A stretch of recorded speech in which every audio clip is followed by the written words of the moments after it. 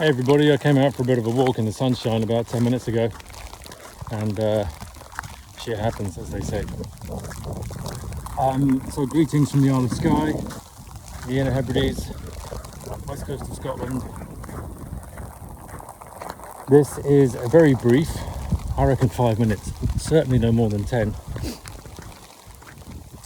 introduction to an event that's happening online on the 11th of January 2026, so not that far away, but lots happening in between.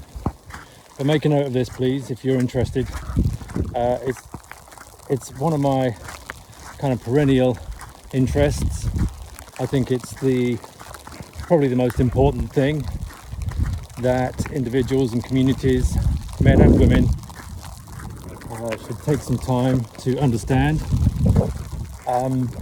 Because it really concerns the deep structure of where we are as a species and how where we are as a species affects everything about life on Earth and the continuation thereof. I'm talking about masculinity. I'm specifically offering an event that talks about generative masculinity and a particular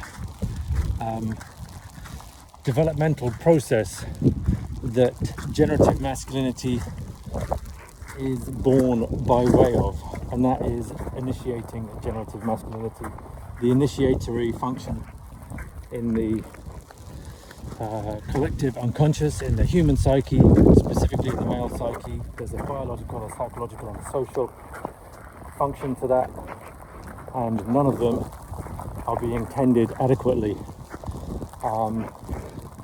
The biological, the psychological, and the social aspect of the masculine psyche are scattered, fragmented, split in every way, shape, and form. So there's no centre of gravity to it, and all we're left with are the symptoms of that fragmentation, and that fragmentation leads to the continuation of very immature, pathologically adolescent masculine behaviour. Not necessarily toxic, but anything that doesn't grow tends to stay regressed and continue its regression by amplifying those patterns, by becoming more regressive and aggressive as it struggles to wake up.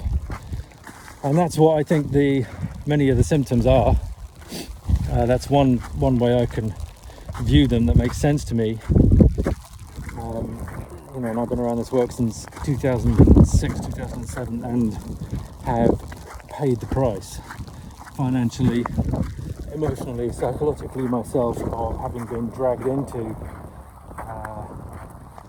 some of the darkest and been exposed to some of the darkest, most regressive dynamics that I could imagine, and specifically meeting those dynamics in the realm of men's work through people who thought they were doing something but were actually caught in another version of avoidance, another way of acting out the profound struggle that contemporary masculinity faces in its quest to come to consciousness. So, hero's journey, all of that good stuff. There are certain things that need to be necessary for that to be fulfilled, and there's very little of that stuff that is integrated into the world of men's work, and that often actively avoids it. Same as any cult-like religion that is disembodied, highly idealized, lots of very worthy espoused values, but operationally not enough solid foundation for those espoused values to really take root, become embodied, and therefore generative and spread around the planet. So what's all that about? What does that mean for the event on the 11th?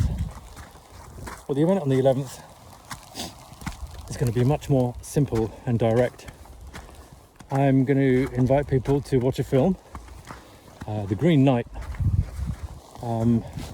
Recent, I think it was 2018, 2019, maybe 2017, but recent, and it's kind of a magical realism, if you want to put it in a film genre, but it's actually a very ancient myth, an Arthurian Grail legend. And there are lots of reviews online, YouTube, people talking about this film is about this and the film is about that. I've watched dozens of them, and none of them really seem to understand the film is not about a man. It's not really about a man at all. It's about a process, an archetypal process of waking up, of transcendence, of service, not in a performative way, but in a way that is deeply relational and deeply connected to nature, that is itself a function of nature. And and it's told in a certain period in history where pagan, animistic mythologies, rituals, rites, ceremonies, religions, and the Judeo-Christian onslaught, the Advent, the betrayal of consciousness that is monotheism, and its fundamentalist views starting to creep in. So it's a really beautiful film that brings those things together in a really creative way. Ideas of masculine and feminine notions, the interplay, the tricksy, witchy, magician-like dynamic, the power play between those archetypal and gendered symbols. It's just a really beautiful film, but it's quite confusing to watch it if you're trying to watch it as like you might watch a Tarantino movie or a Tom Cruise movie. It's not mere entertainment, it's a psychoactive rendering. And I'm not even sure if David Lowery, who is the producer director, I'm not even sure if he knows what he's produced. And I kind of wonder if the archetypal nature of the film, that material kind of guided him through his process of making it, creating it. So the idea is you watch the film on the 11th for a couple of hours on a Sunday afternoon, at reasonable cost, beyond your time and energy, in service to your own healing, growth, deep imagination. We'll have a conversation. If you want to show up for it, then you need to register. Send me an email. The details are on my website, pauljhowell.com, or you can jump on my Substack again, Atoms and Stories, Paul J. Howell on Substack. If you register for my newsletter via my website, you'll get more information. Please sign up, and I'll send you some information about films, some kind of things to think about and reflect upon, chew over while you're watching the film, some questions that might kind of stir you to kind of meet the film more aligned with what the film's deeper resonance is. And then we'll get online, and I'll kind of lay out the archetypal and symbolic narrative, probably for about 45 minutes, an hour, and then we'll open up a discussion. Maybe I'll invite people to ask questions before we gather online, so I've got a bit of a heads up depending on the group size, or maybe it's just a dozen or so. Then we'll just have a backwards and forwards online and stir the pot that way. So the intention from my part is that, having worked with masculinity specifically, both in my explicitly when I founded Journeyman UK and was involved with the Mankind Project, the Band of Brothers, then Boys to Men, then founded Journeyman UK, rites of passage, community mentoring, grassroots mentoring, all those wordy phrases.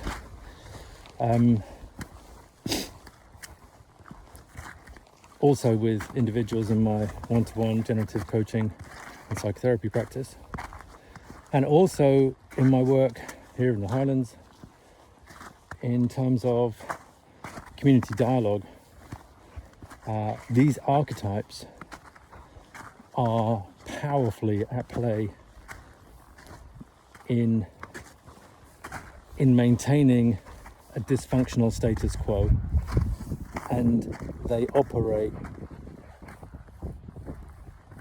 predominantly through the immature mechanisms of masculinity, and that is to say masculinity and embodied by men mainly, but also by women, who are not able, for good reason, reasons of society, reasons of transgenerational trauma, reasons of fear of lack of scarcity, all of the things that capitalism thrives, needs for us to thrive, needs for it to thrive. The sense of lack, essentially, and being disconnected. When people can't see beyond that, when they don't have a map or understanding, all the tools, all the skills, or the adequate sense of containment to allow them to really explore that, to drop, even temporarily, even for a few moments, even enough time just to get a glimpse of an alternative possibility for life, for their life, for them, let alone gather the courage and the sense of agency to then start shifting the dial towards a more generative future for everybody. That's my intention, is to see that. That's always been part of my work and my thought process. There's not a day goes by that it's not in my mind in some way, shape or form. And lots of people are starting to wake up to this dynamic. We can see the consequences of a lack of mature masculinity writ large.